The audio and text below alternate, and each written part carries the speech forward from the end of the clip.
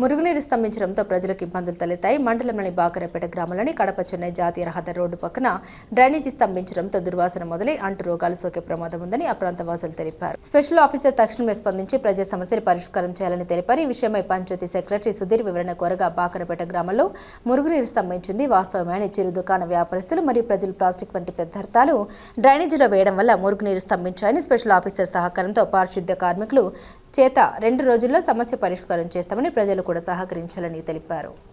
పెద్దపల్లి గ్రామ పంచాయతీలో బాకరాపేట దగ్గర హైవే రోడ్డు దగ్గర డ్రైనేజీ కాలంలో చెత్త ప్లాస్టిక్ పేపర్లు ఇవన్నీ వేయడం వల్ల నీళ్లు పోయేదానికి ఇబ్బందిగా ఉన్నది. మేము వచ్చేసి గ్రీన్ నెంబర్ చెప్పేసి డ్రైనేజ్ క్లీనింగ్ చేస్తాము.